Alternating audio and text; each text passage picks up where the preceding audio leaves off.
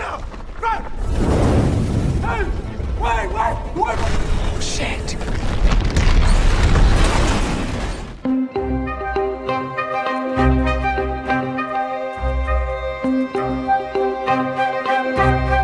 Halo guys, selamat datang kembali di channel Kucrit Ogeng. Di video kali ini Kucrit Ogeng kembali lagi merangkum sebuah film bercerita tentang kisah nyata pada area pertambangan di tahun 2010, di mana saat itu 33 orang penambang terperangkap di dalam tambang Sanjo Chili selama 69 hari. Akankah mereka selamat dari musibah mengerikan itu? Oke guys, tanpa berlama-lama kita langsung masuk aja ke ceritanya. Cigidau.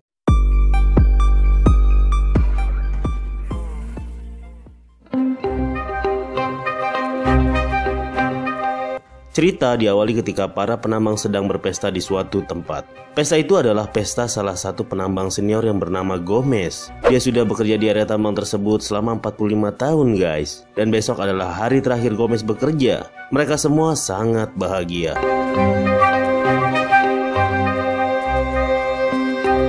Keesokan harinya 33 orang penambang pergi menuju area pertambangan untuk memulai pekerjaan mereka. Mereka terlihat sangat menikmati pekerjaan itu.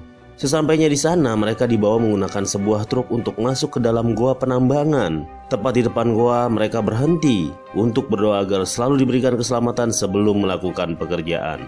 Pintu goa itu adalah pintu satu-satunya untuk mereka keluar dari bawah tanah. Usia area tambang tersebut sudah sangat tua guys, dan telah puluhan tahun digali.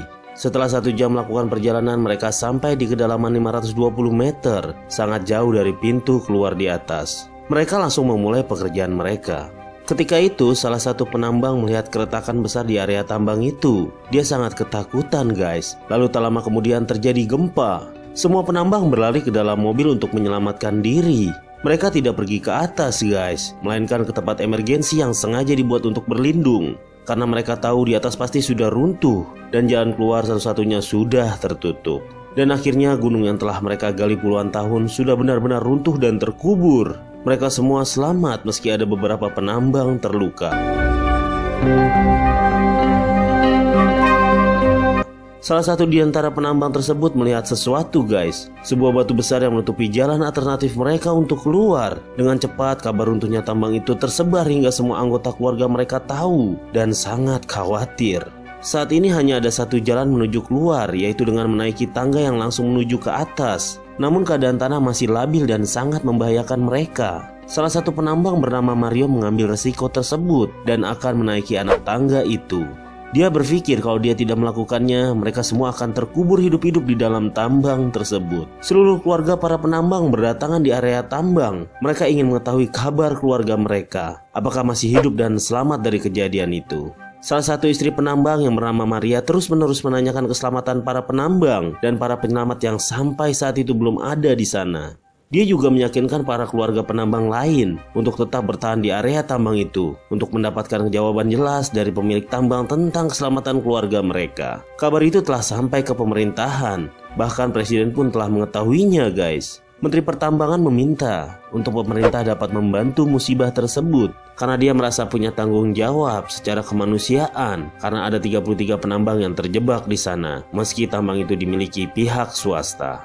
Scene lalu berpindah ke para penambang yang terjebak. Mereka mencoba mencari alat komunikasi di sana yang dapat memberitahu ke atas bahwa mereka semua masih selamat. Namun semua alat komunikasi terputus guys, dan hanya ada satu jalan lagi, yaitu adalah anak tangga yang coba dinaikin Mario dan temannya. Mario dan temannya berusaha menaiki anak tangga tersebut satu persatu tanpa menyerah sampai dia menemukan tidak ada lagi anak tangga di atasnya. Saat ini dia sudah benar-benar pasrah guys, dan tiba-tiba gempa susulan datang mengakibatkan lorong tangga itu tertutup. Satu-satunya jalan pun sekarang sudah tidak bisa benar-benar dilalui. Dan saat ini mereka benar-benar terkubur hidup-hidup di kedalaman 600 meter lebih. Mereka mulai sangat ketakutan dan berdoa agar mereka dapat diselamatkan. Namun mereka juga mengetahui satu hal, perusahaan tersebut tidak akan mau mengeluarkan banyak uang demi menyelamatkan mereka. Keesokan harinya Menteri Pertambangan datang ke lokasi tersebut. Para wartawan banyak yang meliput. Kejadian ini sekarang sudah diketahui oleh semua penjuru dunia. Maria langsung menemui sang menteri untuk melakukan semua hal apapun demi menyelamatkan keluarga mereka di bawah sana. Maria mempunyai keyakinan keluarga mereka di bawah masih hidup dan selamat guys.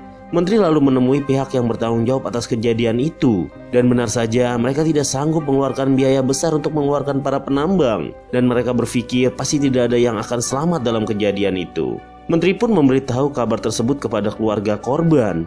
Mereka sangat marah dan kecewa karena terlihat tak ada upaya satupun untuk menyelamatkan keluarga mereka. Sementara di bawah terjadi keributan di antara penambang.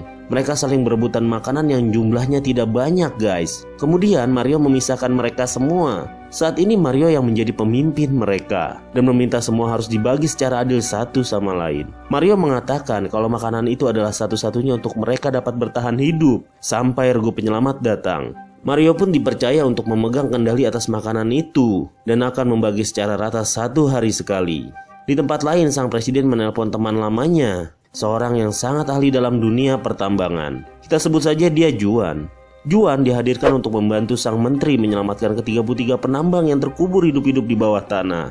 Juan mempunyai ide untuk mengebor sebanyak-banyaknya untuk dapat mengetahui lokasi penambang. Karena kemungkinan besar setiap bor akan meleset dan tidak pada lokasi di mana para penambang berada. Itu pun kemungkinan keberhasilannya sangat sedikit, namun hanya itulah satu-satunya cara yang dapat mereka lakukan. Di lokasi para penambang, Mario mulai membagi-bagikan makanan secara adil untuk mereka bertahan hidup. Hari selanjutnya alat pengeboran pun datang. Para keluarga sangat bahagia karena masih ada harapan untuk para keluarga yang terkubur hidup-hidup di bawah sana. Proses pengeboran pun dilakukan. Para penambang yang jauh di bawah mendengar hal itu dan membuat mereka sangat bersemangat kembali karena ada harapan untuk mereka terselamatkan. Sang menteri juga memberi fasilitas bagi para keluarga penambang yang setia menunggu keluarga mereka diselamatkan. Bahkan dengan fasilitas yang sangat lengkap, dari ruang kesehatan, dapur umum hingga sarana belajar mengajar. Semua itu ia lakukan atas dasar kemanusiaan. Sudah 8 hari mereka terjebak di sana. Sekarang makanan hanya tinggal sedikit. Mario membagi-bagikan makanan tersebut sedikit demi sedikit agar mereka bisa terus bertahan hidup. Suara bor terdengar kembali pada mereka, namun sepertinya meleset tidak mengarah kepada mereka. Dan ini semua sudah diperkirakan oleh Juan guys. Para penambang yang sebelumnya semangat menjadi sangat berkecil hati dan putus asa. Juan pun mulai berputus asa. Sangat mustahil untuk menyelamatkan 33 penambang di bawah sana. Ditambah semua penambang tengah kelaparan. Saat ini para korban pun merasa semua telah berakhir. Sekarang makanan hanya tinggal 1 kaleng saja. Mario menambahkan air ke makanan tersebut, lalu membagikan semua dengan rata kepada penambang. Itu adalah makanan terakhir mereka, hingga mereka merasa seperti didatangi para istri-istri mereka, membawakan makanan yang sangat mereka suka. Mereka semua terlihat bahagia. Namun itu semua tidak nyata guys. Mereka hanya berhalusinasi.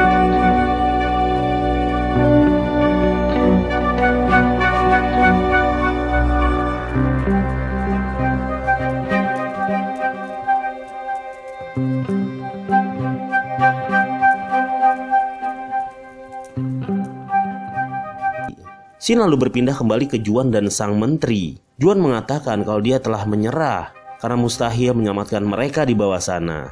Tetapi sang menteri pun terus meyakinkan Juan untuk tidak menyerah karena keluarga mereka menanti dengan penuh harapan di sana. Juan menegaskan kembali kepada sang menteri kalau ini semua telah berakhir. Malam harinya para korban berdoa bersama. Mereka meminta untuk dapat diberikan hal yang terbaik buat keluarga mereka yang terjebak di bawah sana. Mereka juga masih sangat berharap dapat bertemu kembali dengan orang yang sangat mereka cintai. Saat itu Juan melihatnya, namun dia tidak bisa melakukan apa-apa. Sang menteri juga ikut berdoa bersama korban dan berbicara kepada Maria. Dengan penuh kesedihan, Maria berharap masih bisa bertemu dengan orang yang ia cintai.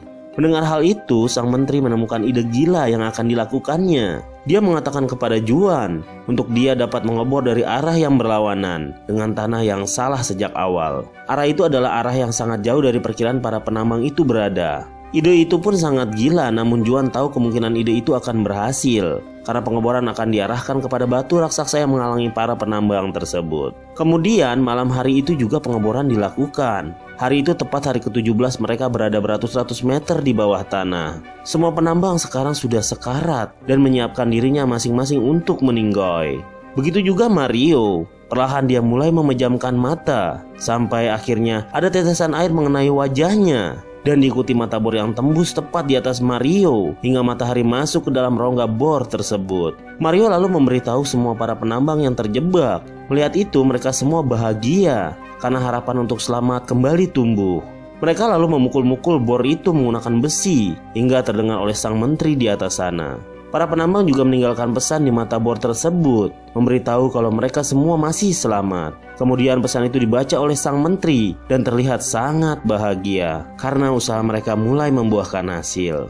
Bahkan pesan dari para penambang tersebut dibacakan langsung oleh presiden untuk keluarga mereka. Kegembiraan dan tangis bahagia pun terjadi di sana. Para penambang yang terjebak saat ini bisa mendapatkan bahan makanan dan perlengkapan diri dari pipa bor tersebut. Bahkan mereka sekarang bisa menyapa keluarga mereka menggunakan alat yang diberikan dari atas. Namun mereka masih belum bisa dievakuasi dari bawah sana guys, karena pemerintah butuh bor yang lebih besar untuk hal itu. Dan hal itu membutuhkan waktu berbulan-bulan. Ditambah lagi tanah di tempat itu masih sangat labil, jadi sangat berisiko untuk mengebor dengan kecepatan tinggi. Karena mereka takut menentukan tanah di sana dan mengubur para penambang hidup-hidup. 50 hari mereka terjebak di bawah tanah. Hari demi hari petugas penyelamat terus melakukan penyelamatan dengan begitu sulit karena mata bor selalu patah, tidak bisa menembus batu besar itu. Mereka sebenarnya sudah sangat lelah guys. Namun tak lama kemudian mereka mengetahui ternyata mata bor tersebut selalu patah karena mengenai besi besar penahan batu tersebut hingga tak akan bisa bor menembusnya. Pada akhirnya para penambang memutuskan untuk mengebor besi penahan agar hancur dan tak menghalangi mata bor besar. Meski sangat berisiko, namun itu adalah satu-satunya cara untuk mata bor besar itu bisa masuk ke dalam. Penambang akhirnya mengebom besi itu, dan setelah itu mata bor besar berhasil masuk guys. Kapsul penyelamat lalu dimasukkan untuk menyelamatkan mereka satu persatu. Pada hari ke-69 mereka semua berhasil diselamatkan guys. Mereka dapat bertemu keluarga mereka kembali yang selalu menanti mereka dengan penuh doa dan harapan. Kebahagiaan itu tidak hanya dirasakan oleh keluarga mereka guys, melainkan seluruh masyarakat dunia. Di akhir cerita, ke-33 para penambang itu sudah seperti keluarga guys. Mereka sering bertemu dan mengingat bersama kejadian mengerikan tersebut. Lalu ceritanya pun berakhir. Oke guys, sekian dulu cerita dari Kucerito Geng. Semoga kalian terhibur. Dari film ini kita dapat mengambil pelajaran. Jadilah manusia yang mempunyai rasa kemanusiaan yang tinggi, karena hal itu dapat menjadikan kita rendah hati dan mau mendengarkan keprihatinan orang lain. Sampai jumpa di video selanjutnya. Salam KO Kucerito Geng.